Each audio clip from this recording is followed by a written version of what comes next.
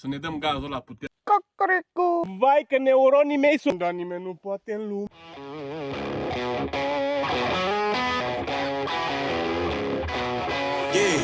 Yeah, came through flexing cause they know I got the sauce. Got the presence on me, I can't ever take it off. That's why I came country boy stepping, yeah, I'm country boy stepping. Country boy stepping, yeah, I'm country boy stepping. Yeah, they can't get like me. Rockin' boots and white tee. Designer on my cuff, ring something like a movie. Country boy stepping, yeah, I'm country boy stepping. Country boy stepping, yeah, I'm country boy stepping. Artist out the ranch, I just told you that I'm bout it. I might take offense if you tell me that you doubt it. That's just what it is, yeah, I'm known to make it rowdy. Then I'm for the fit, and I drive a wide body. Who you know, rolling like this, nobody. Can't go slow, I gotta hit that body. I'm the top, for the top, I can't never take a break. Yeah, I'm hot, and you not, that's why all my records bang. Oh, it's been a long, hard road, gotta go home. Yeah, yeah, yeah, yeah, yeah. Oh, and I know you love the way that I'm gon' keep going. Yeah, yeah, yeah, came through flexing cause they know I got the sauce. Got the presence on me, I can't ever take it off. That's why I came country boy stepping, yeah, I'm country boy stepping. Country boy stepping, yeah, I'm country boy stepping. Yeah, they can't get like me. Rockin' boots and white tee. Designer on my cuff, ring something like a movie. Country boy stepping, yeah, I'm country boy stepping. Country boy stepping, yeah, I'm country boy stepping. Yeah, why they mad at a man like me? I went too crazy. Better take that knee and kiss my ring, cause I be royalty. Everywhere I go, my scene, and they be hating.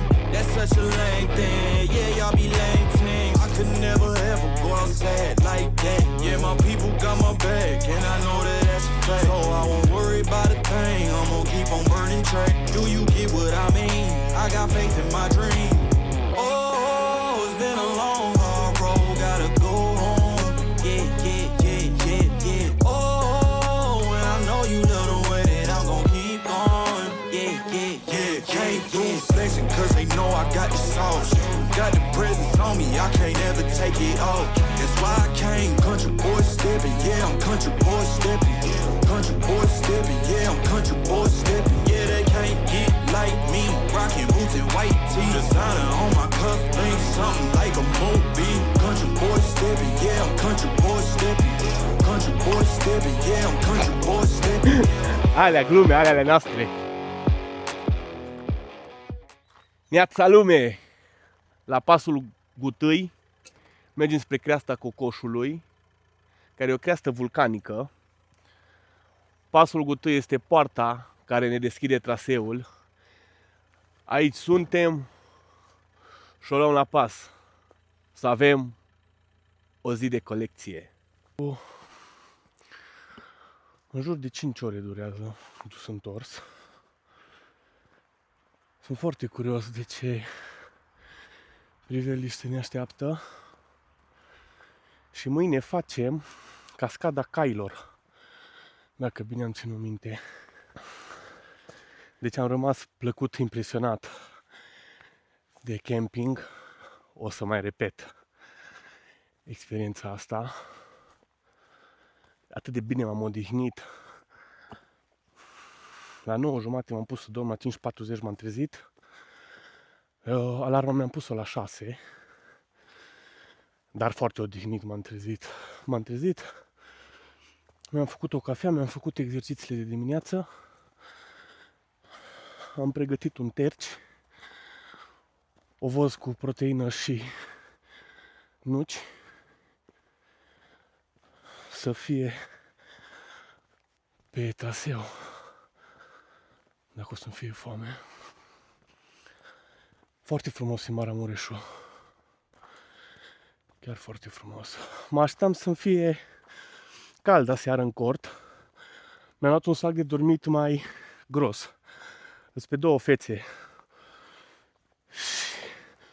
Dar perfect a fost. Încă chiar mi-a fost un pic frig. Sincer. Ce frumos se văd razele soarelui. Cum penetrează pădurea. Oricât de întunecat ar fi un loc, lumina își arată puterea. Morala, stați în lumină, ieșiți la soare, bronzați-vă.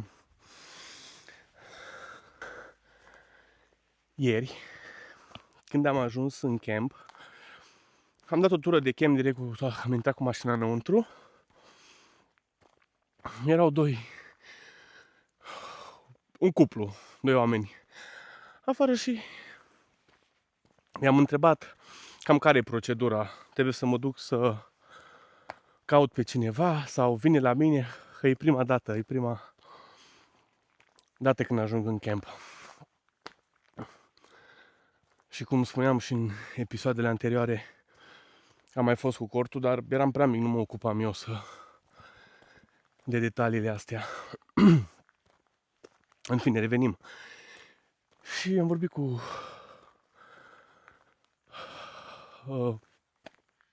cuplu, cu cei doi. Mi-au explicat că trebuie să merg să-l caut. Asta mi-am spus oricum că proprietarul de acolo e olandez. În fine, asta mi-am dat așa context să vă explic cum am cunoscut pe cei 2 oameni care îs vorba aia pita lui Dumnezeu. Deci, pe lângă că le pot adresa un lucru care la oamenii cu o anumită vârstă, din păcate, în zilele noastre, nu mai le putem să le spunem asta, oamenii n-au îmbătrânit degeaba. Și mă bucur foarte tare că i-am cunoscut. Seara am ieșit la o bere cu ei, ei soț și soție, dar fac cățărări, se dau cu bobul, au toți munții aproape făcuți. Avea camper, un Duster cu cord deasupra. Și acum a terminat concediu, 2 zile mai are, am înțeles, și merg acasă din Petroșani. Maxim.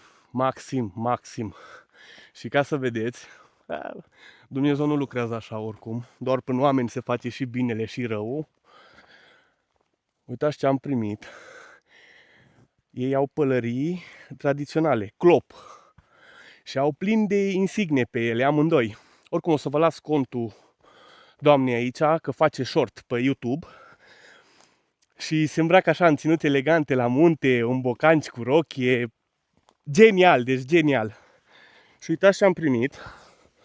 Vă dați seama cum am fost cu ei la bere, am vorbit acum, i-am zis că am pisică, ne-am povestit viețile.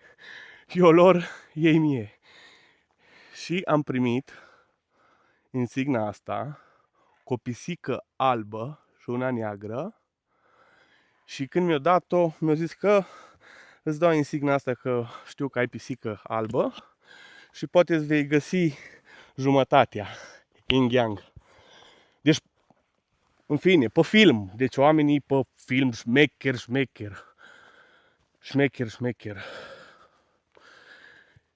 Și colac pe stăpupă, fix după ce am avut discuția asta de camp, am mers, am rezolvat, am întors înapoi și direct zice doamna, oricum să știi că nimic nu e întâmplător și când cunoști o persoană nouă. Direct s-a deschis al 3-lea ochi, să zic așa, direct m-a băgat pe frecvența ei, foarte tare. Mi-a dat un boost atât de fain. Foarte fain. Și cu ocazia asta, să rămâine, doamnă scumpă. Salut, prietene!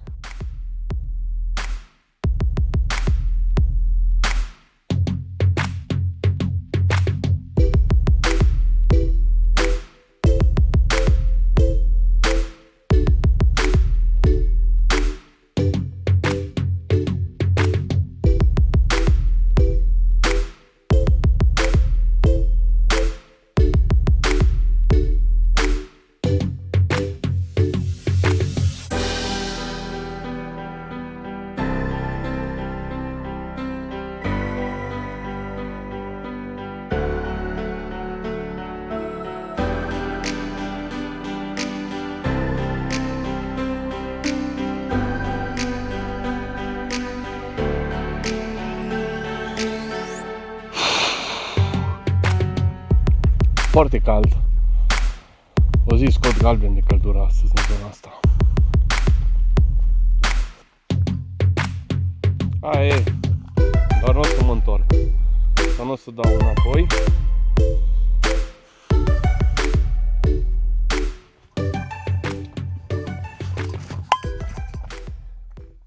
Deci e umbră, dar e atât de cald în niciun traseu. Nu mi-a fost așa cald și n-am fost nevoit să-mi dau bluza jos sau tricou. Foarte cald și ora 10. Deci chiar că e cod galben. E foarte, foarte cald. Se face urcarea. E grasă, bă, știi? Acel moment când e cald și zici, vai, ce bine ar fi la munte, că la mare e prea cald. Îs la munte, dar ce bine ar fi la mare să mă bag un pic în apă. Ei, ei! Bă, frate! Vai! Vai, dar m-a dus în altfel de epuizare, nu îs obosit, îs așa, fără gaz, nu știu cum să zic. E nădușală. Vedeam două semne. Creasta cu coșului stânga în jos și dreapta în sus. Eu am luat dreapta în sus, că creasta e în sus, mă gândesc eu. Dar se pare că menținem regula pierdere, rătăcire. Deci am deblocat o nouă provocare. Nu mă las până nu mă pierde tot. Vai, ai, ai. E groasă. E groasă, groasă, ca băiatul meu. Da, menținem tradiția. Nu mai avem niciun semn. În mijlocul pădurii. O tai pădurea ca să ajung. Tai pădurea, că n-am ce face ca să ajung. Dacă nu găsesc, să mă arăt să mă întorc, da? Am zis că încerc să tai pădurea. Deci văd drumul în față. Deci indicatorul unde aveam dreapta și v-am zis că aveam și stânga. Deci pe față era dreapta, pe versul era stânga. Și era o intersecție în cruce. În față de unde am venit eu, gen spatele, stânga, se putea lua și dreapta. Normal că am luat o dreapta dacă mi-e matra săgeată dreapta. Și de fapt, drumul mergea în față. Dar vă arăt indicatorul când mă întorc.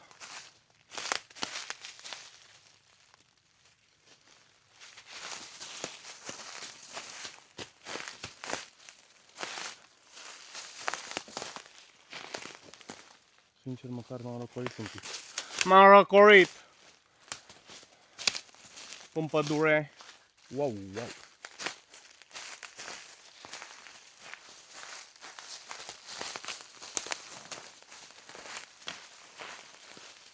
Și am ieșit înapoi.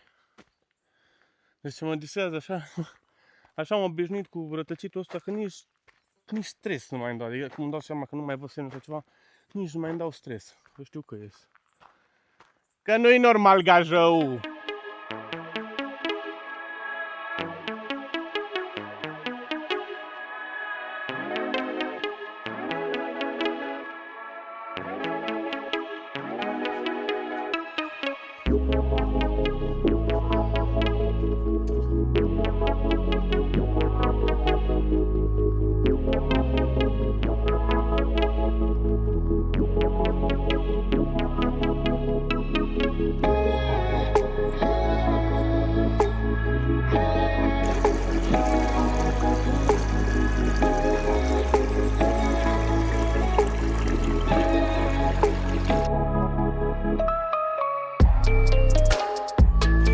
Se vede frumos creasta cocoșului.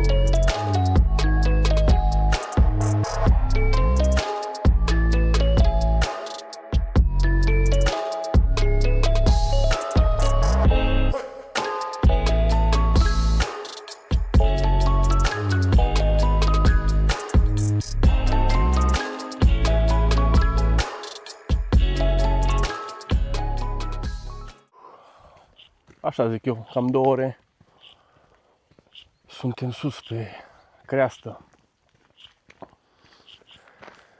Dacă vedeți videoclipul și sunteți drumeți sau ați făcut drumeții și vi-au plăcut anumite zone, lăsați-mi în secțiunea comentarii traseu, că îl voi face. Chiar mai multe trasee puteți să-mi lăsați. Oricum vreau să... Acum am venit pe 3 zile ca să văd exact cum mă împac cu cortul și dacă îmi place, dar mi-au dat toate așteptările și lumea peste cap, sincer să zic. De mult timp n-am mai prins un drive așa blană să fiu pe ele. Și eu să mă duc mai multe zile. De-aia nu mi-am adus pisica cu mine, că în prima dată am vrut să văd cum îs eu, ca să fiu eu ok. Dar suntem pe cai. Nu m-am întâlnit cu niciun drumeț. Da, și luni de fapt. Poate dacă veneam ele în drumeția asta. Erau mulți. Vin, creasto.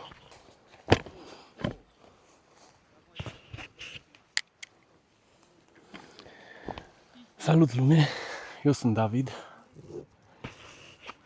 Prietenii și cunoscuții îmi spun Popi. Totul a început acum 3 luni, când am fost la Brașov și m-am trezit într-o drumeție, nepregătit, fără haine, fără nimic. Dar efectele pe care le-am simțit următoarea zi îmi definește viața în prezent. Am hotărât să fac drumeții și să văd toată România. Și cu ocazia asta mi-am creat un canal de YouTube pe numele Popisme și vreau să pornesc o provocare.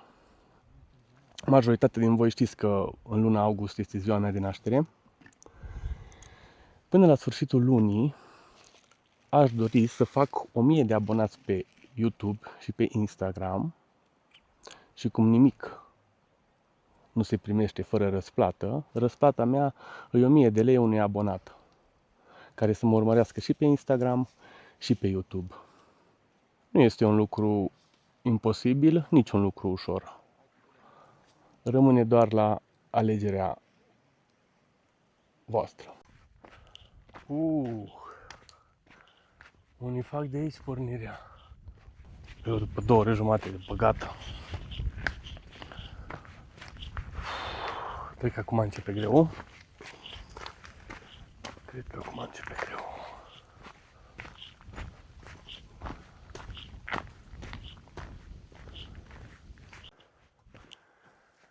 Piua, mă opresc un pic.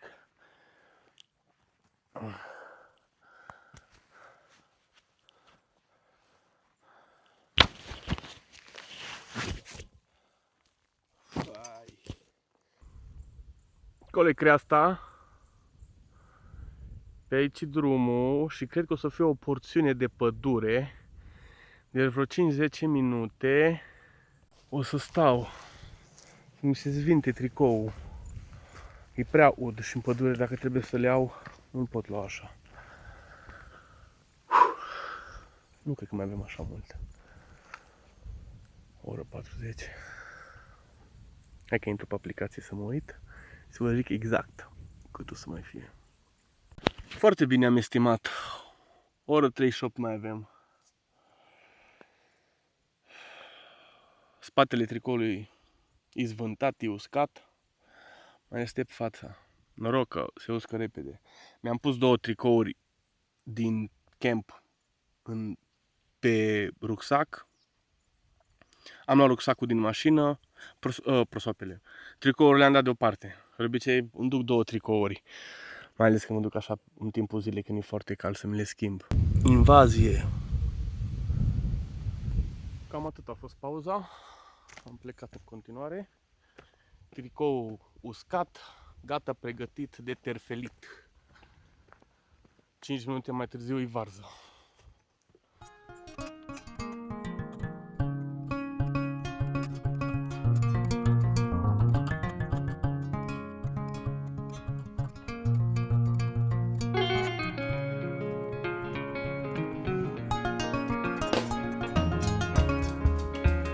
Vai că s-am venit.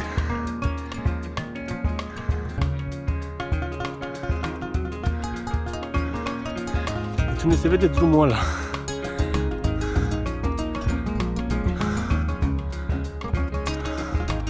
Acolo e parcarea.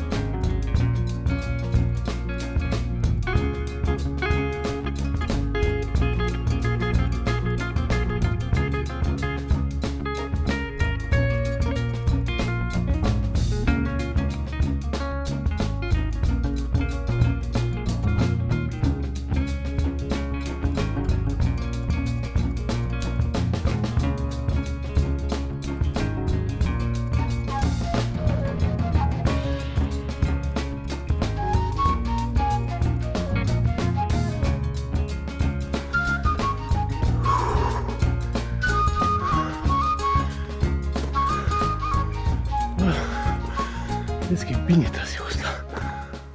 Nu-i slabă. Vai.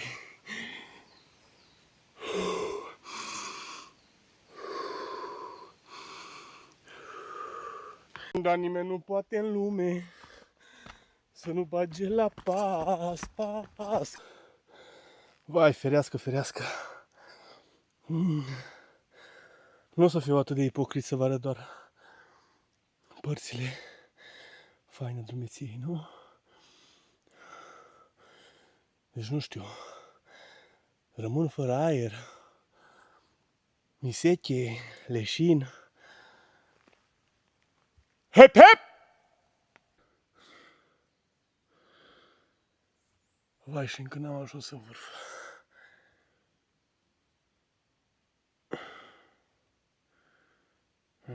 Nu știu cum îmi bate umărul.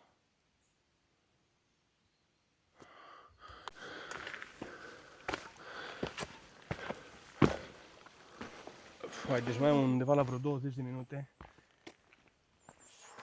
Dar m-a spart rău m-a spart urcarea asta, mă.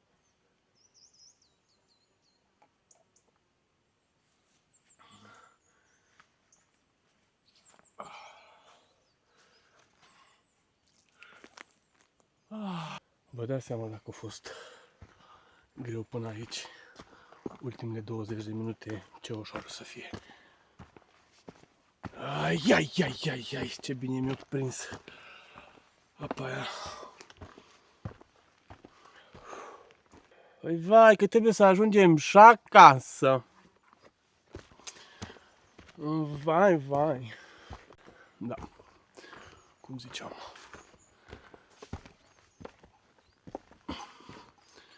Și încă e ok că sunt pietre măcar. Am mai mers un 7-8 minute. S-am oprit un pic. Spre aud. Și foarte frig la umăr și stau un pic la soare să mă usc. Ia, ce daună mi-a dat urcarea asta.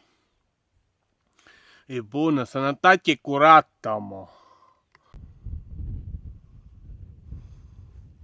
Am întâlnit cu 2 culegători de fine.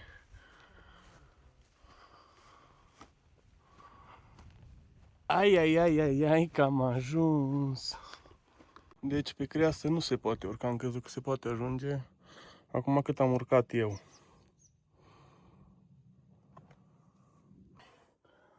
Mi-a băgat telefonul la încărcat, sper că m-a auzit fără lavalieră.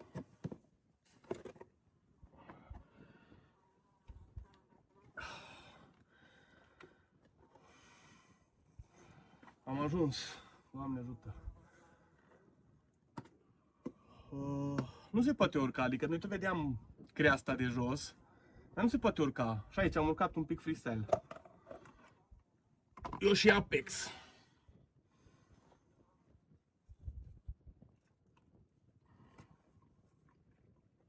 Da.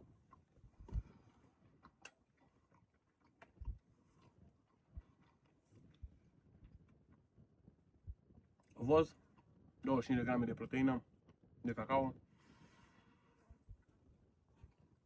și mix de semințe de dovleac, alune, nuci și migdale. Să ne dăm gazul ăla puternic pentru întoarcere.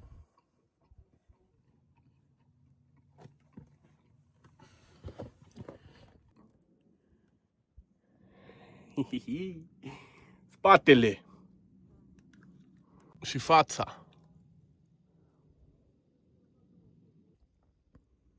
Deci, uitați, unde e drumul ăsta? Acolo trebuie să ajung. Acolo mi-e parcată mașina.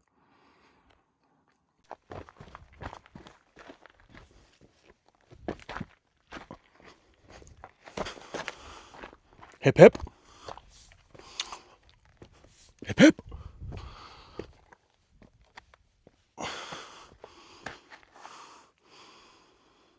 Hep, hep!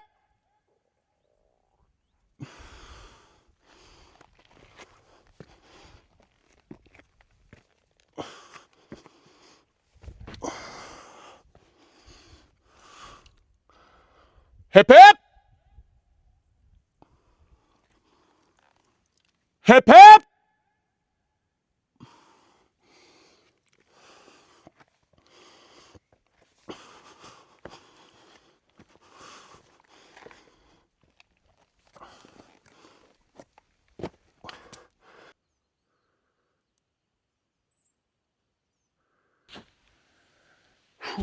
Gata.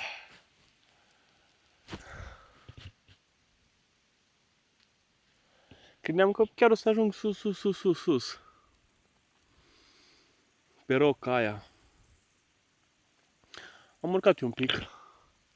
Așa freestyle, să mănânc. Și să trag un cadru. M-am oprit acum să mă descalț pe coborâre înapoi în jos. Este însunate tare gleznele. Și mă gândeam cum am băgat eu oricare aia în pădure așa pe degeaba, că nu mi-a indicat bine semnul. Oricum, când mă întorc o să-l filmez, că poate n-am văzut eu bine sau nu m-am știut eu orienta.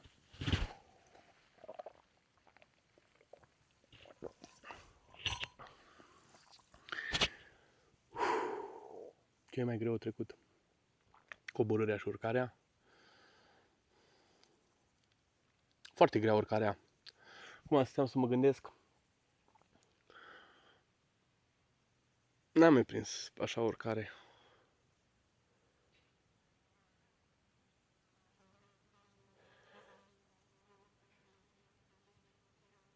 Bine, am mai prins pe alt traseu direct. Din parcare îi urcare. Aia m-a epuizat tare rău. Nu pot să compar care m-a rupt mai tare, că a fost din prima și nici nu mi-erau încălzite picioarele, nici nimic. Asta a mers ok.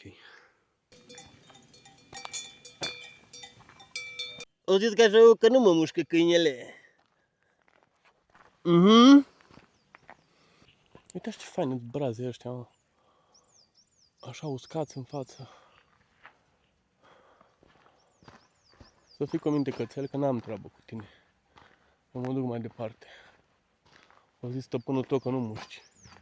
Marșu, lasă-mă în pace, frate. Așa filme îmi dau câinii ăștia de stână. Misiune terminată. Am făcut aura 1000, frate, acum. Am găsit intersecția. Na bun, hai să o luăm cu începutul. Ce am văzut eu prima dată, după aia când m-am întors. Hai să vă arăt. Deci cum vineam de acolo. Uite. Creasta cocoșului dreapta. Deci dreapta mi-arată.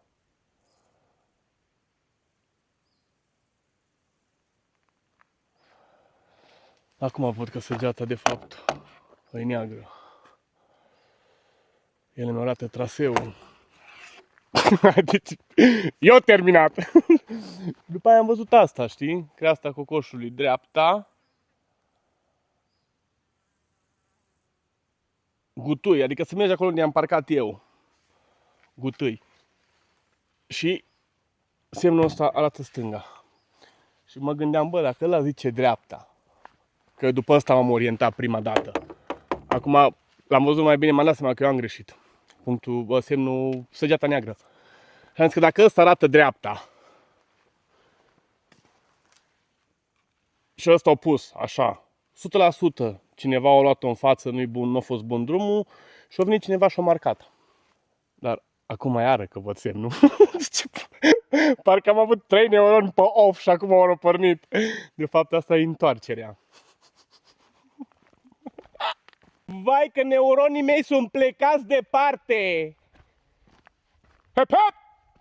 Oricum, nu mă las până nu mă pierd odată, dar sper că până atunci să-mi ajungă bateria externă mare. Cu 15 încărcări, măcar atâta. 6 ore și 10 minute aveam de când am pornit de la parcare.